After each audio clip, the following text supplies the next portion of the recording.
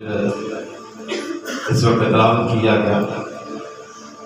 इसमें जो मज़मून मैं आपके सामने रखना चाहता हूँ वो ये है, पाक रहने के लिए खुदा के आइन। क्या मज़मून है? पाक रहने के लिए खुदा के आइन। तो यहाँ पर हम देखते हैं कि खुदा अपने बंदा मूसा से मुखातब है और मूसा को ये कहता है, फिर खुदा ने मूसा से कहा, बनी इसराइल की सारी जमात से कह कि तुम पाक रहो, क्योंकि मैं जो खुदावंद तुम्हारा खुदा हूँ पाक। यहाँ पर हम देखते हैं कि खुदा ये कह रहा है कि पाक रहो, क्योंकि मैं तुम्हारा खुदावंद पाक हूँ। हमारा खुदा पाक है और ये चाहता है कि उसके लोग भी पाक। हमारा खुदा पाकीज़गी को पसंद करता है। जो शख्स खुदा की फरमाबरदारी में रहता है, जो शख्स खुदा के अहकाम को मानता है, जो शख्स खुदा के कलाम पर अमल करता है, वो खुदा की फरमाबरदारी करता है, वही पाक है। कलाम मुकद्दस में हम देखते हैं कि खुदा ने आदम को मिट्टी के साथ तख्लीक किया, मिट्टी का बुत बनाया और उस बुत में खुदावंद ने अपना रूह फूंका और आदम जीती जान। और कलाम मुकद्दस में लिखा है कि खुदा ने आदम को अपनी सूरत, अपनी तशबीह, अपनी मानत बनाया। जब ये आयत करीमा को हम गौर से देखें तो इसका मतलब यही बनता है कि खुदा ने आदम को अपनी मानत बनाया, यानी पाक बनाया, क्योंकि खुदा पाक है और उसने आदम को भी पाक बनाया। ये नापाक कैसे बन गया? खुदा ये हुक्म दे रहा है कि तुम पाक रहो, तुम पाक बनो, पाकीज़गी में रहो, क्योंकि खुदा ने इंसान को अपनी सूरत, अपनी तशबीह, अपनी शक्ल, अपनी मानत बनाया। यानी कि जिस तरह खुदा पाक है, इसी तरह खुदा ने आदम को भी पाक बनाया। और खुदा बनी इसराइल कौम को ये कह रहा है कि तुम भी पाक रहो, क्योंकि मैं पाक हूं। मेरे जी फिर हम देखते हैं कि आदम नाफरमानी की वजह से नापाक हुआ, हुक्म को तोड़ने की वजह से नापाक हुआ, नाफरमानी करके नापाक हुआ और बागे अदन से बाहर चला गया। और बागे अदन से बाहर वो गुनाह में जिंदगी गुजारता था। उसी आदम के गुनाह की बदौलत हमारी जिंदगियों में भी मरूसी गुनाह काम करता है।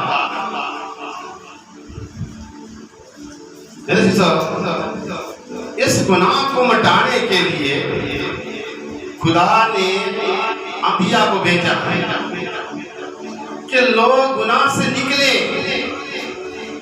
गुनाह को खत्म करने के लिए खुदा ने नूह के जमाना में तूफान भेजा, लेकिन नूह की नस्ल खत्म नहीं हुई। आदम की नस्ल खत्म नहीं हुई। आदम की नस्ल जो है वो नूह है और नूह की नस्ल आगे बढ़ती है। इसके बीच की सारी नस्ल जो है वो खत्म हो जाती है। कल ही ये बात मेरे सामने पहुंची कि आदम की नस्ल सारी खत्म हो गई। मैं इस बात को नहीं मानता कि आदम की नस्ल खत्म हो गई। याद रखिए कि आदम खुदा ने बनाया, मिट्टी से बनाया, उसका बाप नहीं है, उसका बाप खुदा ही है। लेकिन आदम की नस्ल से नूह पैदा हुआ और आदम की नस्ल खत्म नहीं हुई। समझिए साहब, यानी कि खुदा ने गुनाह को मिटाने खत्म करने की कोशिश की, लेकिन गुनाह खत्म नहीं। ये नस्ल दर नस्ल मरूसी तौर पर इंसानों की जिंदगियों में काम करता है। फिर हम देखते हैं कि खुदा ने यीशु मसीह को इस दुनिया में भेजा। कलाम मुकद्दस में हम देखते हैं कि खुदा ने आदम को अपनी सूरत, अपनी तशबीह, अपनी मानत बनाया, पाक बनाया। और फिर हम देखते हैं कि खुदावंद यीशु मसीह को इस दुनिया में भेजा गया इंसान बनाकर। इंसानी शक्ल में वो ज़ाहिर हुआ।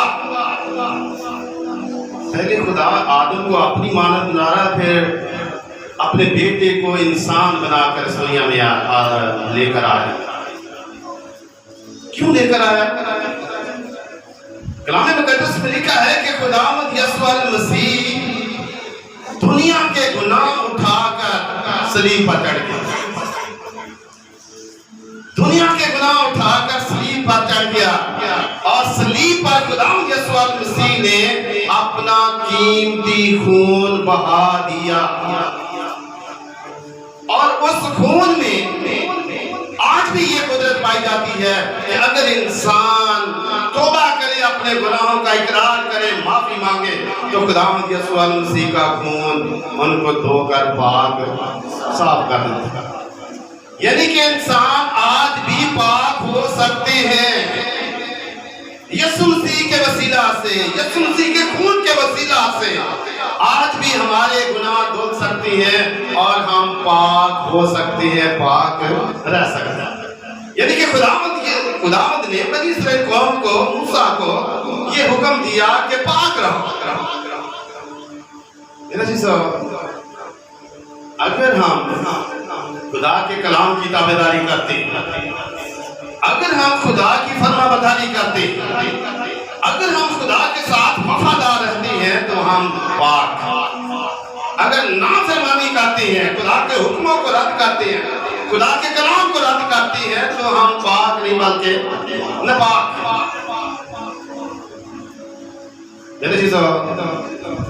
नापाक आदम हो गया, हवा हो गई, नाफरमानी की, खुदा ने उनको अपनी हजूरी से बाहर निकाल दिया। फिर इसी तरह हम देखते हैं कि लूसीफर फरिश्ता, जो फरिश्ता था, मुकर्रब फरिश्ता था, खुदा की हजूरी में रहने वाला था, जब उसके अंदर खुदी तकब्बुर घमंड आ गया, जो अपने आप को बड़ा समझने लगा, उसको भी खुदा ने अपनी हजूरी से बाहर कर दिया, जमीन पर पटक दिया। यानी कि जो शख्स भी नाफरमानी करता है, खुदा के हुक्मों को रद्द करता है, वो नापाक। और पाक वो है जो खुदावंद की मर्जी को पूरा करता है, जो खुदावंद के हुक्मों को मानता है, जो खुदावंद के कलाम पर अमल करता है, खुदा के साथ वफादार रहता है, वो पाक है। हमने अपने आप को पाक बनाना। कलाम मुकद्दस में हम देखते हैं कि खुदावंद यीशु मसीह मुबारक बादियों में बयान करते हैं, मुबारक है वो जो पाक दिल है, क्योंकि वो खुदा को, पाक दिल जो है वही खुदा को देखेंगे, नापाक दिल खुदा को देख नहीं सकते। इसीलिए खुदा यहाँ फरमाता है कि पाक रहो, क्योंकि मैं तुम्हारा खुदावंद पाक। तो हमने अपनी जिंदगी की तरफ देखना है, मेरे अंदर पाकीज़गी है या नहीं, मैंने कहाँ नापाकी की, कहाँ मैं नाफरमानी की, कहाँ मैंने खुदा को धोखा दिया है, कहाँ मैंने झूठ बोला है, कहाँ मैंने लालच किया है, कहाँ मैंने फरेब किया है। अगर ये बातें हमारी जिंदगी में हैं तो हम नापाक हैं, हम खुदा की हजूरी से रद्द किए हुए हैं। हम अपने आप को पाक बनाएं, क्योंकि हमारा खुदा पाक है। और दूसरी बात यहाँ पर तीसरी आयत में लिखी है, तुम में से हर एक अपनी माँ और अपने बाप से डरता रहे। तुम में से हर एक अपनी माँ और अपने बाप से डरता रहे। ये हुक्म है। पांचवा हुक्म इसी तरह है कि तू अपने बाप और अपनी माँ की इज्जत कर। यहाँ पर हम देखते हैं कि डरता रहे, यानी कि जो शख्स अपने वालिदैन की इज्जत करता है वो उससे डरता भी।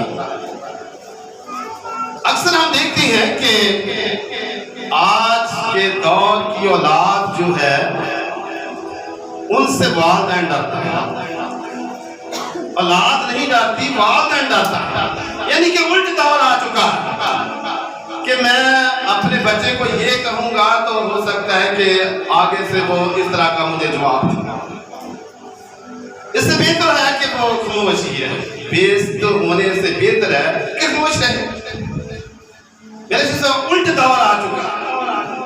औलाद माँ बाप की नाफरमान हो चुकी है। ये खीर ज़माना है। खीर ज़माना में ऐसा होने वाला है, हो रहा है। हम देखते हैं कि खुदावंद यीशु मसीह फरमाते हैं कि औलाद वालिदैन औलाद के खिलाफ और औलाद वालिदैन के खिलाफ उठ खड़े और कत्ल करने के लिए हवाले कर देंगे। ये खुदा का कलाम है। मेरे चीज़ यहाँ पर हम देखते हैं कि हमने पाक बनाना है कि हम कैसे पाक हो सकते हैं। हमारे लिए कौन सा आईन है, कौन सा कानून है कि हम पाक हो सकते हैं। दूसरी बात यहाँ पर ये है कि अपने वालिदैन से डरते रहना। मेरे चीज़ों डर जो है ये वफादारी को ज़ाहिर करता है। डर जो है ये मोहब्बत को ज़ाहिर करता है। यानी कि जो बच्चा अपने वालिदैन से डरता है वो अपने वालिदैन का वफादार है। जो बच्चा अपने वालिदैन से मोहब्बत करता है वो अपने वालिदैन से डरता है। कलाम मुक़द्दस में हम इस तरह देखते हैं कि बीवियों से खुदा का कलाम यूं है कि बीवियां अपने शोहरों से डरती रहती है। इसका मतलब ये नहीं कि हर वक्त वो परेशान रहे, पता नहीं मेरे शोहर ने मेरे साथ क्या कर देना। ये नहीं डर। डर असल में ये है कि शोहर बीवी जो है अपने शोहर से ताबेदारी करे, मोहब्बत करे, वफादार रहे। ये है डर। जिसके अंदर वफादारी मोहब्बत नहीं है वो बीवी शोहर से नहीं डरती। बल्कि अक्सर हम देखते हैं कि बीवियां जो है अपने शोहरों पर हुकूमत करती है, उन्हें डराती नहीं है। आज के शोहर जो है वो बीवियों से डरे हुए हैं। इन सब कुछ उल्टा है कि अगर मैं अपनी बीवी को कुछ कहूंगा पता नहीं वो क्या कर देगा। क्योंकि दौरे हाज़रा में बेशुमार वाक़यात हमारे सामने आते हैं कि अगर कोई बीवी के साथ बदसलूकी करता है तो वो गले में फंदा डाल देती है या फिर छोड़कर चले जाती है। कुछ ना कुछ वो करती जरूर है। जबकि कलाम मुक़द्दस में हम देखते हैं कि औरत का सार उसका शोहर है। यानी कि औरत अपने शोहर की ताबेदार रहे, उसको अपना हाकिम माने। सारा के बारे खूबसूरत तमसील दी गई है कि वो अपने शोहर को खुदावंद कहती थी। मालिक, खुदावंद का मतलब है मालिक है। उसकी ताबेदार रहती थी, उससे डरती रहती थी। यानी कि डर जो है ये एक मोहब्बत है। और ज़बूर की किताब उस ज़बूर नंबर 112 में लिखा है कि मुबारक है वो जो खुदावंद से डरता है, जो खुदावंद से डरता है वो मुबारक। यानी कि जो खुदावंद के साथ वफादार रहता है, गलत काम की सोचता भी नहीं है, गलत काम करता नहीं है, वो खुदावंद से डरता रहता है कि मैंने खुदावंद के साथ वफादार रहना, मैंने अपनी जिंदगी में खुदावंद की मर्जी को पूरा करना है, मैंने अपनी जिंदगी में खुदा के कलाम पर अमल करना है। ये है खुदावंद से डरना। यानी कि यहाँ पर हम देखते हैं कि ये कहा गया है कि वो अपनी माँ और अपने बाप से डरता है। यानी कि हमने ताबेदारी करनी है, वफादारी करनी है। और फिर हम देखते हैं कि खुदावंद यीशु मसीह अपने बाप के साथ कितना वफादार है। फिर हम कलाम मुकद्दस में देखते हैं कि अब्राहम का बेटा इसहाक कितना वफादार कुर्बान होने के लिए तैयार हो जाता। इफ्ता जलाती की बेटी अपने बाप की कितनी ताबेदारी करती है। इसी तरह बेटों को, बच्चों को ये चाहिए कि वो अपने वालिदैन के साथ वफादार रहे। फिर आप पकीज़ा हैं, आप पाक हैं। अगर औलाद वफादार नहीं है तो नापाक है। अगर औलाद अपने वालिदैन से नहीं डरती तो नापाक है। हमने क्योंकि खुदा का पाक कलाम हम सीख रहे हैं कि हम किस तरह, किस आयन के मुताबिक हम पाक अपने आप को बना सकते हैं। इसी तरह तीसरी बात जो यहाँ पर बयान की गई है, तुम मेरे शब्दों को मान। तीसरी बात, तुम मेरे, पहली बात ये है कि तुम पाक रहो। दूसरी बात, अपने वालिदैन से डरते रहो। और तीसरी है मेरे शब्दों को मानना। हजारों सबतें हमारी जिंदगी से गुजर चुकी हैं, हजारों सबतें आने वाली हैं। यहाँ एक शब्द का जिक्र नहीं, जबकि 10 अहकाम में एक ये हुक्म है कि तू सब्बत के दिन को, इसमें तू किसी किस्म का कोई काम, ना तेरा बेटा, ना तेरी बेटी, ना तेरा गुलाम, ना तेरी लौंडी और ना तेरा चौपाया। ये हुक्म है, एक हुक्म है। और यहाँ पर हम देखते हैं कि ये कहा गया है तुम मेरे शब्दों को मान। यानी ये नहीं कि हम सिर्फ एक शब्द को मान लें, बाकियों को छोड़ दें। कुछ लोग ऐसा ही करते हैं कि एक महीने में एक बार चर्च में आना है, आज इतवार है या पाक शब्द का दिन है, शब्द की हम इबादत करते हैं। अपने आप को ये समझना कि हम बहुत खुदा के वफादार, हम हर शब्द को मानते हैं। मेरे जैसा अपने आप को इस बात के लिए पाबंद करें, कोई भी काम ना करें, दुनियावी कोई भी काम हमने नहीं करना। लेकिन दुनिया में हम देखते हैं कि इस दिन हमने बहुत ज्यादा काम सोचे हुए होते हैं कि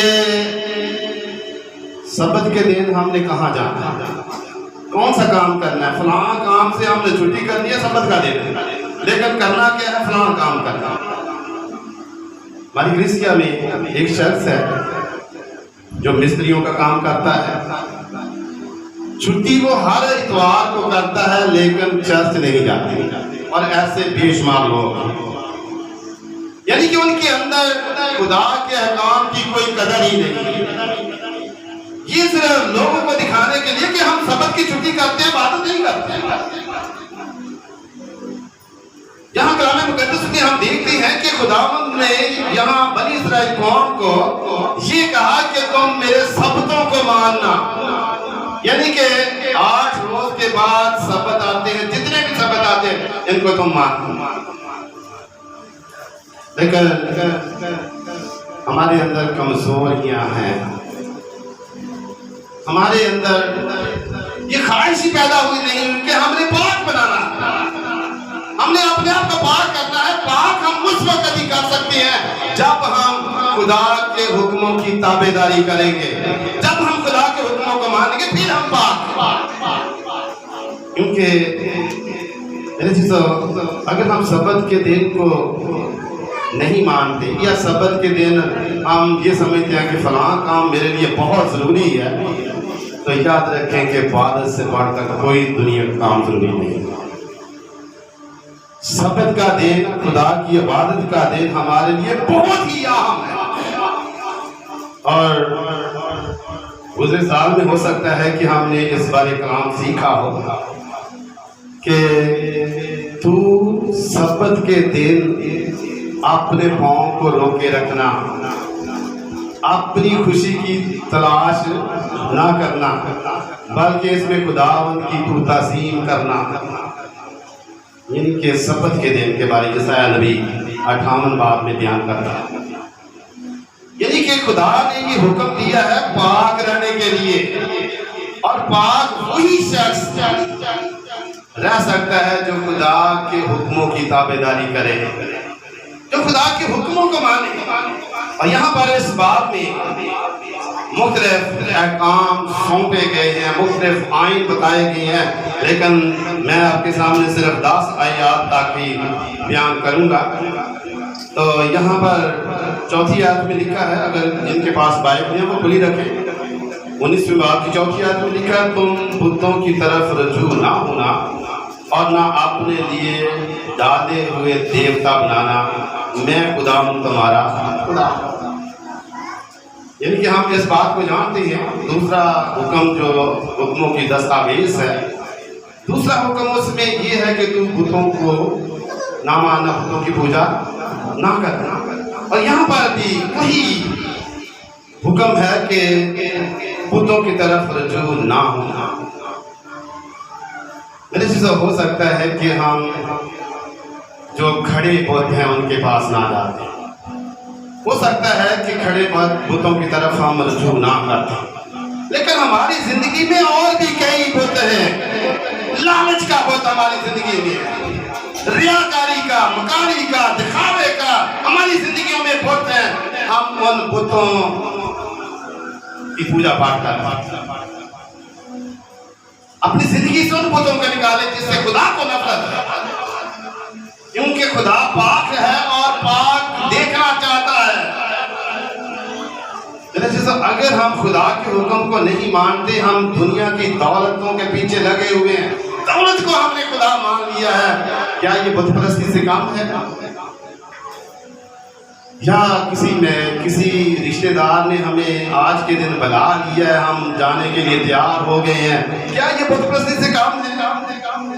या कोई मेहमान आ रहा है, बात हम देखते हैं कि मेहमान आने वाला हो तो हम खुदा के घर में नहीं जाते। आज हमारे घर में मेहमान आने वाला है, भाई साहब हमने ये करना है, वो करना है, रोटी पकानी है, क्या ये बुत परस्ती से काम है? हम खुदा को छोड़कर मेहमानों को ज्यादा अहमियत देते हैं, ये बुत परस्ती है। मेरे हम खुद अपने आप को खुदा के मेहमान बनाए। जब हम खुदा के घर में आते हैं, खुदा की इबादत करते हैं, तो हम खुदा के घर में आते हैं, खुदा के मेहमान बन जाते हैं और खुदा हमें जिंदगी की रोटी देता है। जिससे हम खुदा के पास आते हैं, खुदा का कलाम सुनते हैं और ये जिंदगी की रोटी, मेहमानों से क्या मिलेगा? खुश होंगे, ये कहे बल्ले बल्ले फलां बहुत अच्छा है, उन्होंने बहुत हमारी इज्जत की। और हमने दुनिया से नहीं बल्कि हमने खुदा से इज्जत पानी है, और खुदा से हम उस वक्त भी इज्जत पाएंगे जब अपने अंदर के बुतों को जिंदगी से निकाल देंगे और खुदा उनको अपनी जिंदगी में जगह देंगे, तो फिर हम पाक ठहरेंगे। इसी तरह कलाम मुक़द्दस में हम देखते हैं कि सलामती के ज़रियों का जिक्र है, यानी कि जिस घर में अमन है, शांति है, सलामती है, सुकून है, कोई काम नहीं है, कोई परेशानी नहीं है, वो खुदा के हजूर सलामती के ज़रिए गुजरान सकता है। और उसके बारे शरह यहाँ पर बयान की गई है कि सिर्फ 2 दिन ज़बिये को खाना, अगर तीसरे दिन बच जाता है तो उसे आग में जला देना। अगर कोई उसे तीसरे दिन थोड़ा बहुत ही खा लेता है तो वो नापाक ठहरेगा, वो पाक नहीं ठहरेगा, वो नापाक हो चुका है। और उसके बारे में कलाम मुक़द्दस में लिखा है कि सो वो शख्स अपने लोगों में से काट डाला जाए।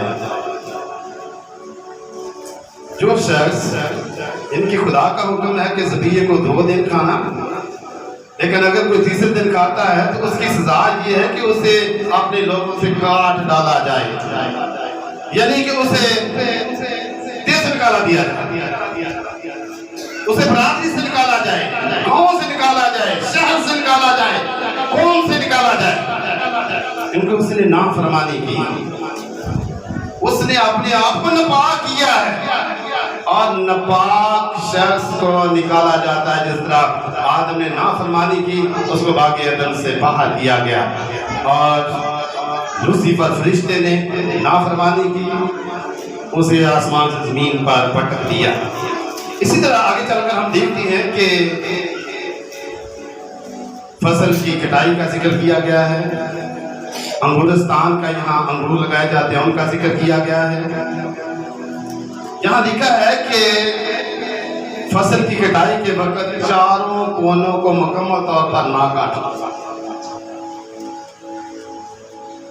हम क्या करते हैं, पहली बात तो हम जिम्मेदार नहीं हैं, लेकिन हम देखते हैं कि एक सिटा भी खड़ा नहीं रहने देता। अगर सिटा जमीन पर गिरता है उसको भी इकट्ठा किया जाता है, यानी कि हम हर वो काम करते हैं जो नापाकी के काम है, नाफरमानी के काम है। मेरे चीज अभी एक मौका था कि अब तो नहीं है, लेकिन काम लेना कोई बुरी बात नहीं, सिटे चुन लेना कोई बुरी बात नहीं है।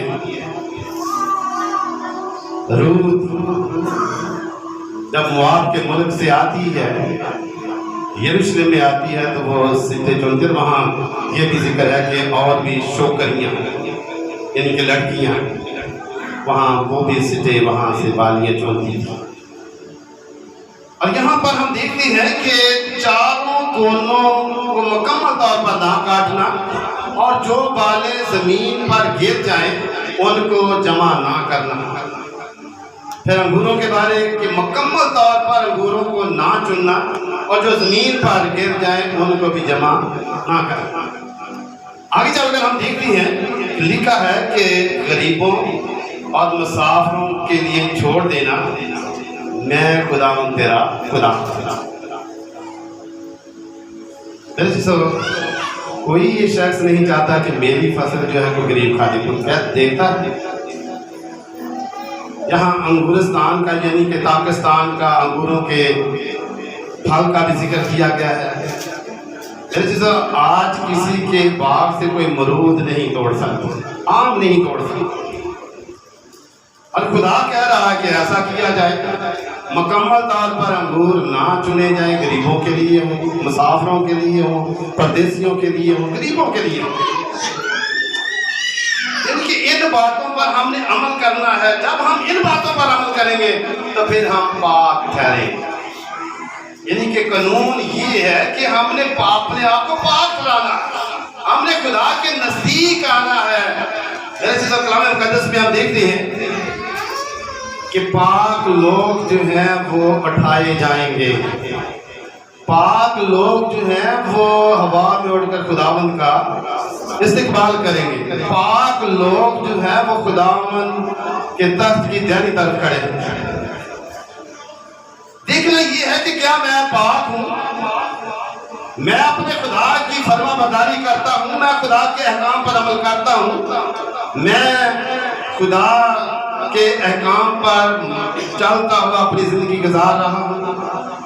मेरे चीज़ों, अगर गुजार रहे हैं तो मैं ये शुरुती के साथ कहता हूँ कि आप पाक।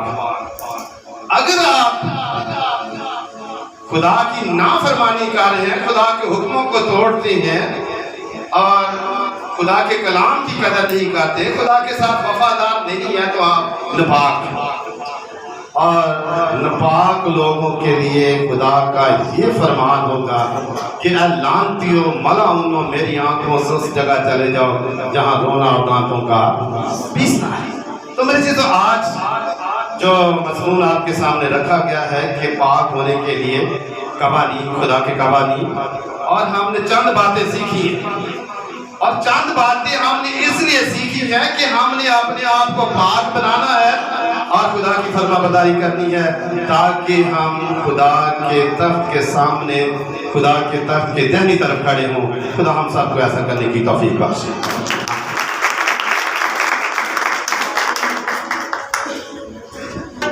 आइए